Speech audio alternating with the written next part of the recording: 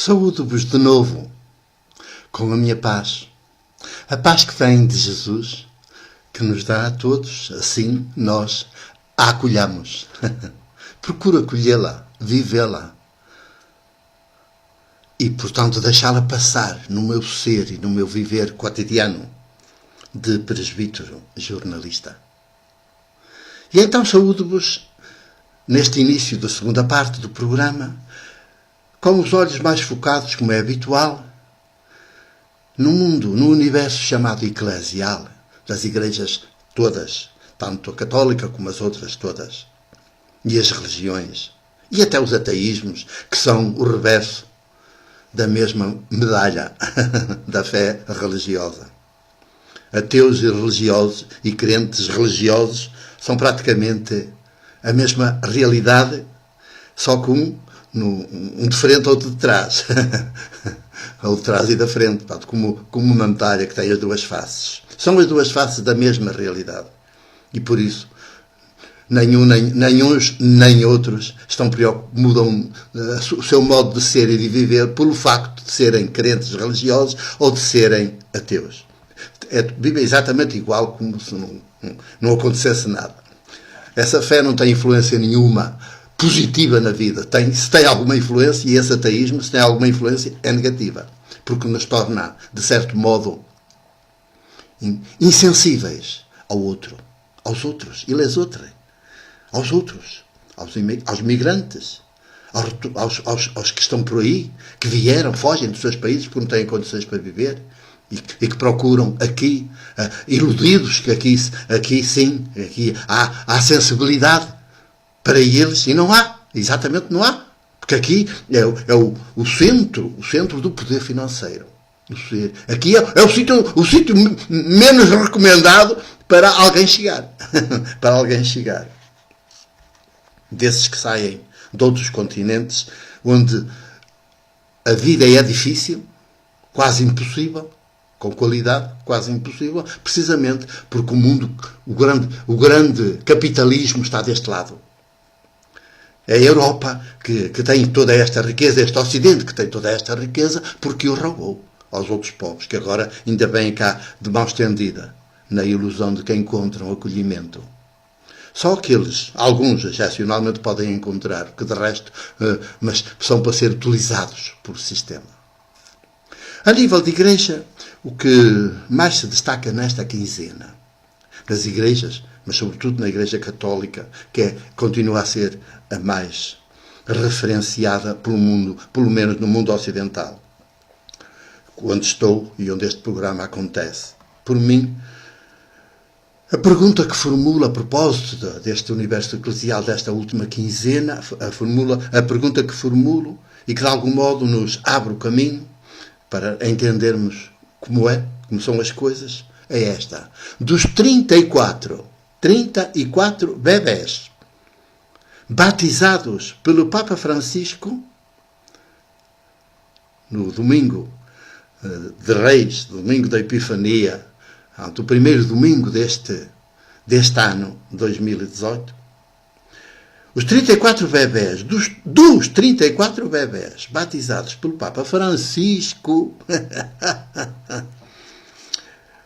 quantos em adultos vão ser ateus?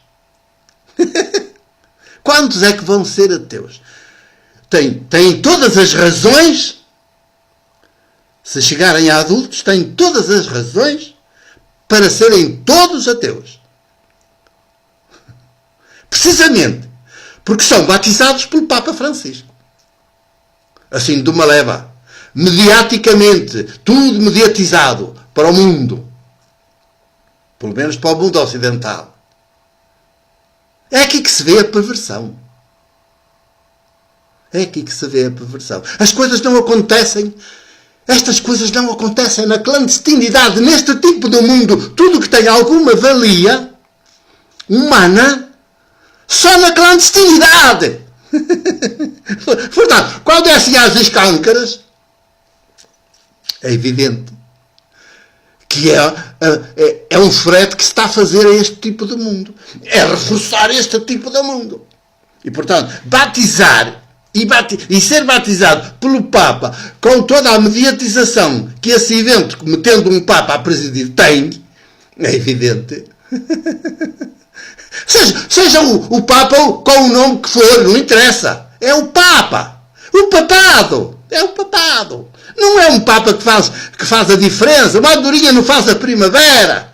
Ou no inverno. Um dia de frio, no verão, não faz o verão. Não é o inverno. Foi assim uma coisa. Uma anormalidade. Que agora já percebemos que não são anormalidades quaisquer. São anormalidades próprias das alterações climáticas. E então, a nível de igreja, quantos é que vão ser ateus? Destes 34 bebés batizados. Claro que não são assim uns bebés quaisquer. Para terem o Papa a presidir ao seu batismo, para serem convidados para estarem lá. E os pais estarem também todos lá, todos contentes. Isto é para reforçar o sistema financeiro, onde o Papa é o pleno do poder. Pior que Trump. Pior que Trump. Porque o papado, também justifica a existência do Trump.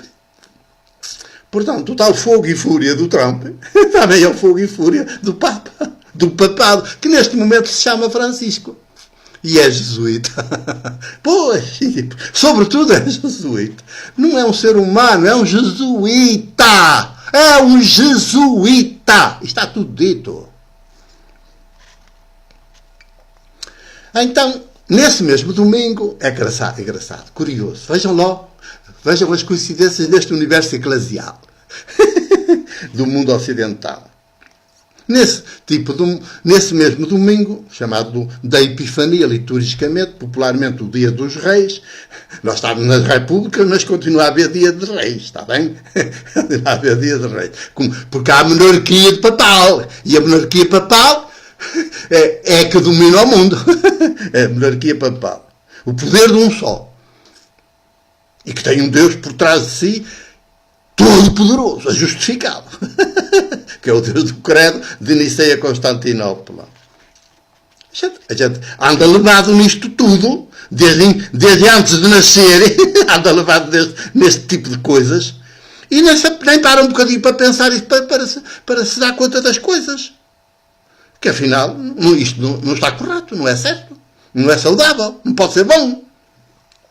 Então, nesse mesmo domingo, em que o Papa preside a este rito de batismo, precisamente para tentar fazer cristãos, e pode estar a fazer 34 ateus quando forem adultos, e já vamos perceber porquê. Nesse mesmo domingo, os bispos portugueses, grande parte dos bispos portugueses e uma boa parte dos bispos galegos, juntaram-se em Viana do Castelo, que é quase lá em cima. Em Portugal e Galiza estão mais perto.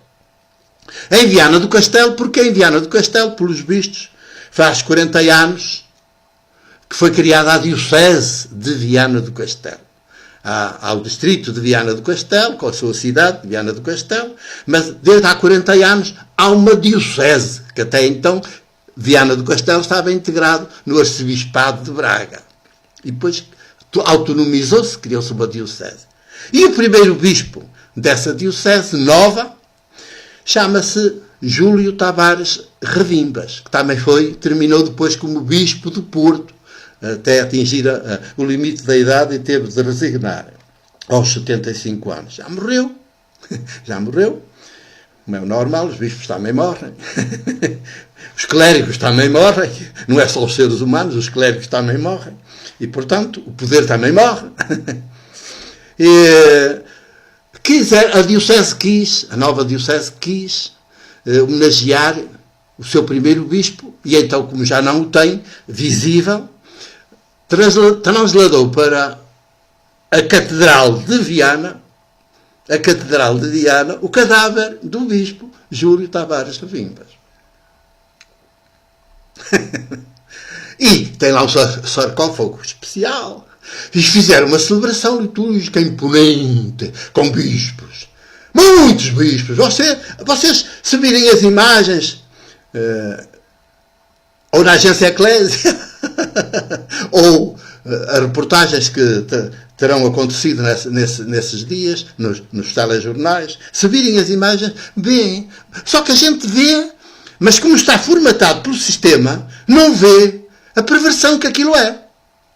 E é preciso ver. Essas encenações são da Idade Média.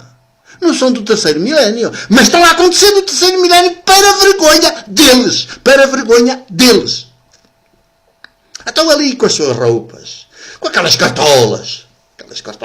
Os seus báculos. Os seus anéis. Todos. Muitos bispos. Muitos. São muitos. Que eu vi. São muitos. Todos ali a fazer aquela imponência e tal.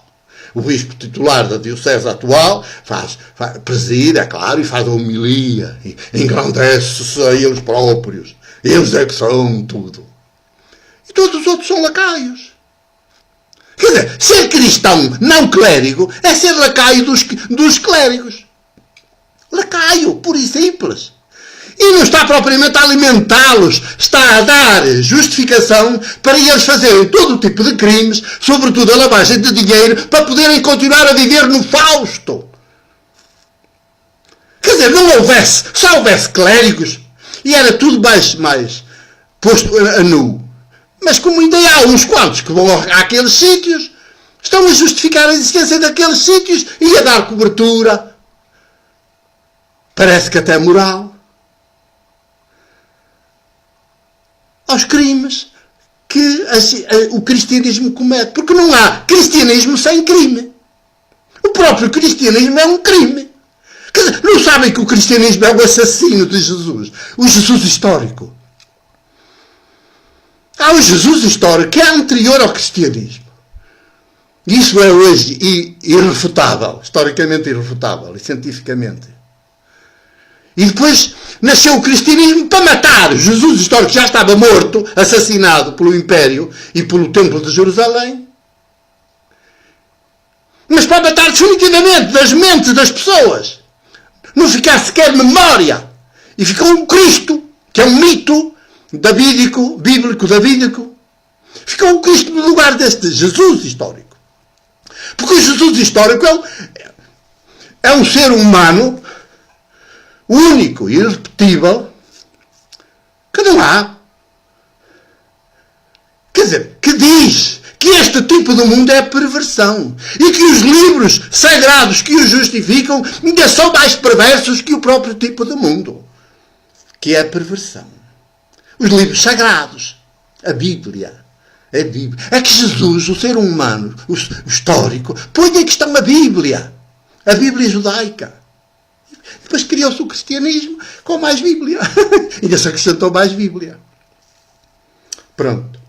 Então, eu acho que com este tipo de comportamentos, a Igreja em Portugal e a Igreja a nível mundial está a justificar que as populações se tornem ateias. Claro, o ideal não será cair no ateísmo. Seria abrir-se à mesma fé e à teologia de Jesus. Mas isto também é uma via tão estreita, tão difícil. Simples e difícil. Simples e difícil. Que são poucos os que estão disponíveis para isso. E, portanto, ai de quem continuar a frequentar estes locais de vaidade dos bispos, dos clérigos e do Papa. Ai de quem. Portanto, vejam lá. Vejamos. Acordemos. Estamos no terceiro milénio. Na maior idade do terceiro milénio. 18 anos. A maior idade do terceiro milénio. Acordemos. Se possível, estudemos o Jesus histórico. Conheçamos o seu projeto político. Abramo-nos à sua mesma fé e à sua teologia, que nos remete para um Deus que nos habita e que nos potencia para sermos plenamente humanos, sororais, irmãos e irmãs, e religados uns aos outros. O meu abraço e o meu beijo de presbítero jornalista.